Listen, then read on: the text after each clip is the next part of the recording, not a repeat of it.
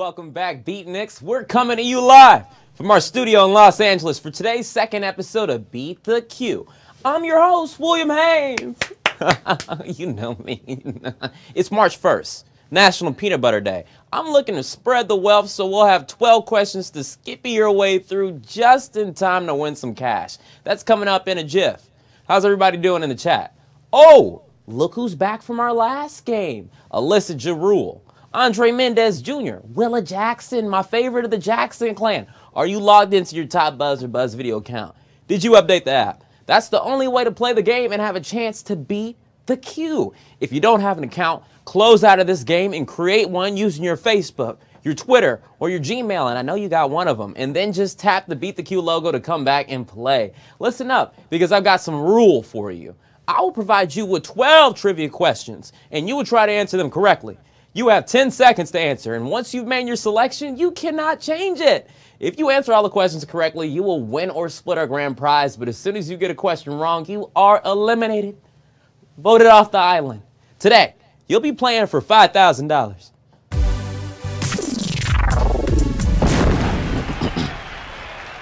Some helpful tips.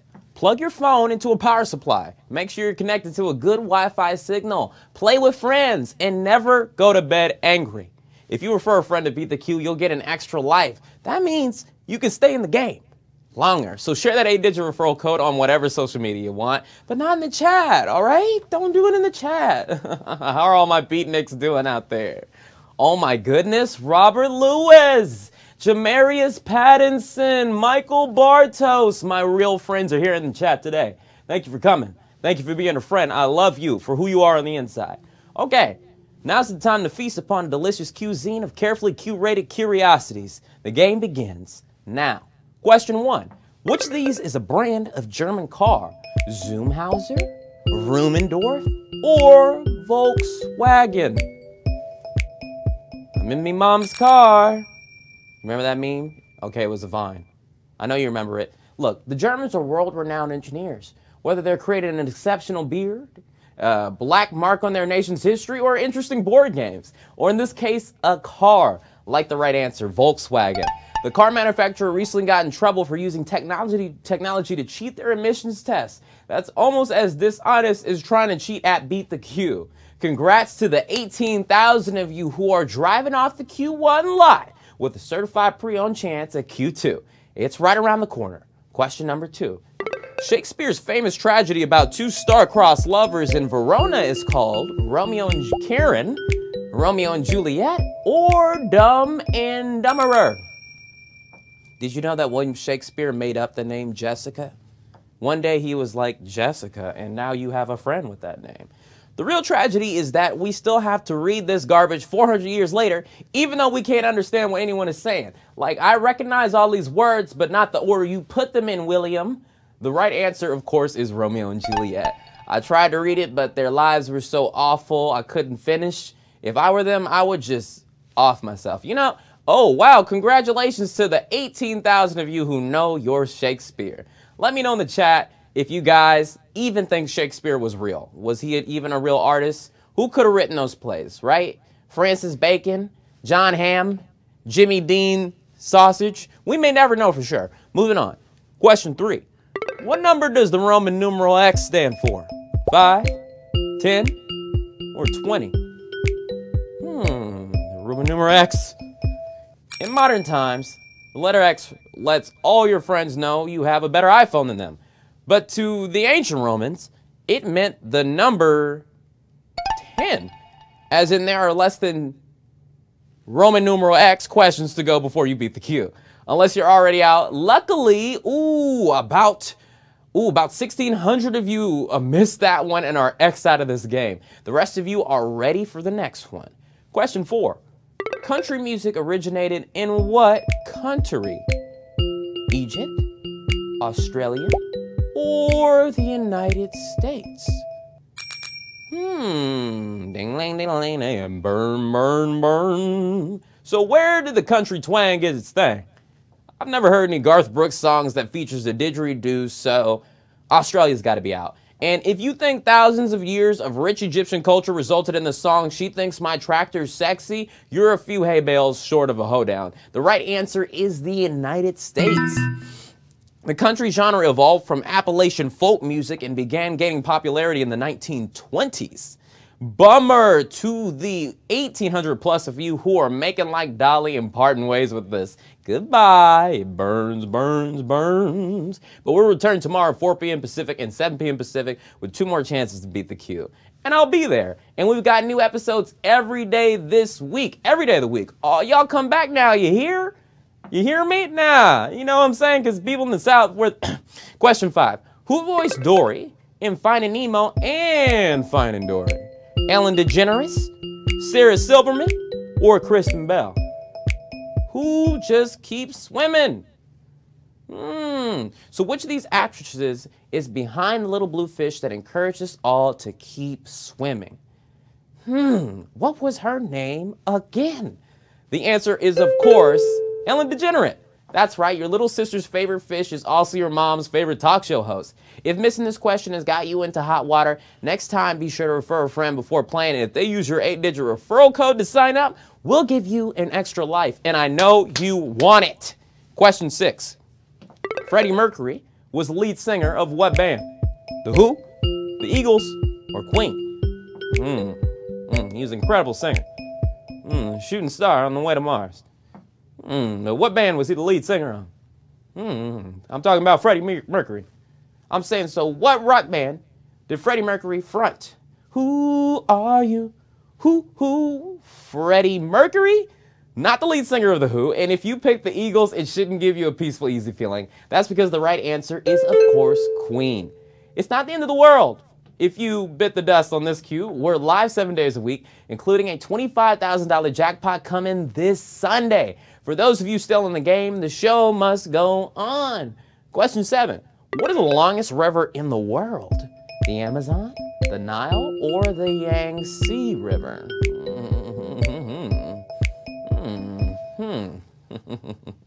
Which one of them? Which one?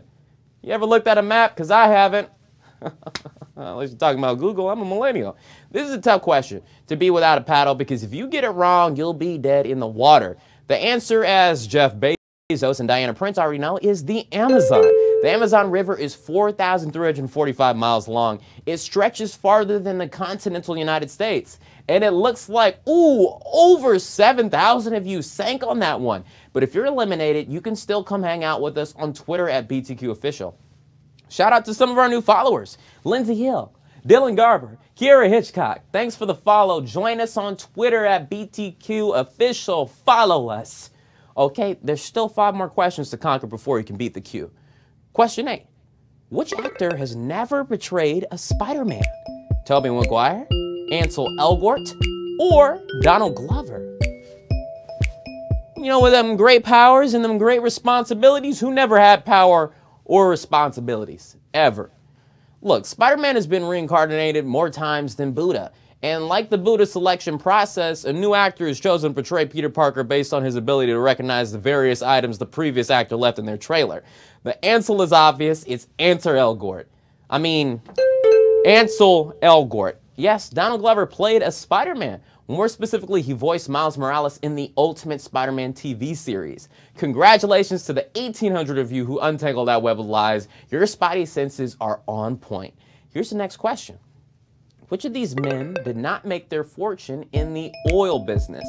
J. Paul Getty, John D. Rockefeller, or Andrew Carnegie? The oil business. You know, they might have a refinery by your house giving you asthma and whatnot. Who didn't get money like that? Anyone who knows their history shouldn't find it hard to steal this answer. Yes, the correct response is Andrew Carnegie. He made his fortune in steel before co-founding the prestigious university Carnegie Mellon with a piece of fruit. Anyone in the chat been to Carnegie Mellon? Either as a student or just someone lost in Pittsburgh? Oh, wow. A lot of people got that wrong. Over 1,000 people got that wrong, but congratulations to the 1,100 of you who got it right. Okay, here we go. Question 10. Which of these is the state language of Moldova? Romanian, Serbian, or Russian? Take your time. and let me know your answer when you've mulled over it for a bit. You mulling? Dova? It? The correct answer is Romania.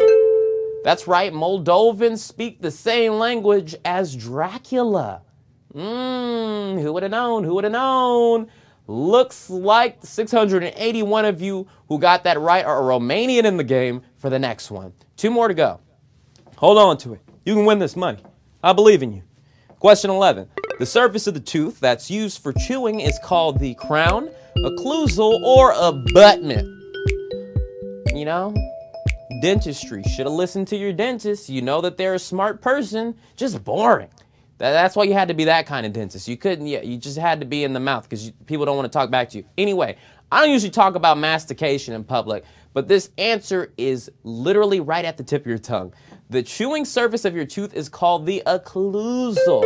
An abutment keeps a bridge from falling into the water, and the crown keeps me from going to bed at a reasonable hour. Great work to those of you who got that right. About 200 of you are still left in the game. Hopefully you haven't bitten off more cues than you can chew, because here comes the main event. This is the final question on Beat the Q.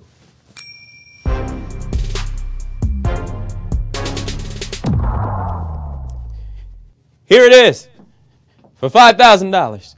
That's literally 5,000 lottery tickets or half of 1 Bitcoin. Your final question. Which 1950s concept car was used as inspiration for the car on The Jetsons? The Lincoln Futura, the GM Roundabout, or Ford FX Atmos? Know your cars. Should have listened in car class. In 10th grade, should have listened.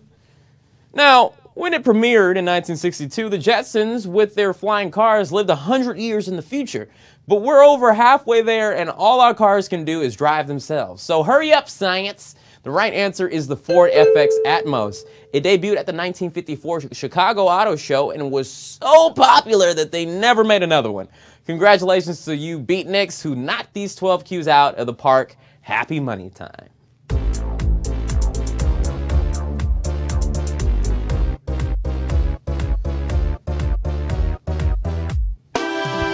Oh my goodness, congratulations to our 125 winners. You smart. You figured out the cues, you beat them, and today they were good questions, and I know you passed them. I know you smart. Thank you for being my friend.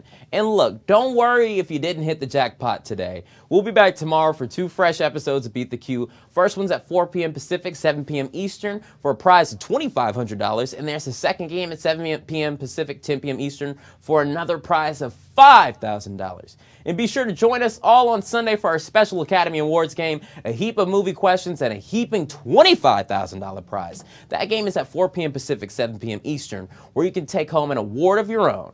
Cash. If you're one of our winners, it's really easy to withdraw your profits. Click the icon in the top right. Just click withdraw and connect to your PayPal. Then you get that money. We make it easy to spread the word about your winnings to your friends on social media. So after the game, be sure to spread the word and rub it in. We appreciate you. We appreciate your feedback. If you're experiencing any issues, you can let us know on the app. Click the Me button to see your profile and click feedback. Let us know how Beat the Q is working out for you, and just write something nice about me in there. If you couldn't play today, remember, you need to be logged into your Top Buzz or Buzz Video account. So close out of this game, download the latest version of the app, create an account using your Facebook, your Twitter, or your Google account, and you can jump into the game next time. You could be playing with me. We could be friends. I've been your host, William Haynes. Thanks for watching Beat the Q. See you tomorrow.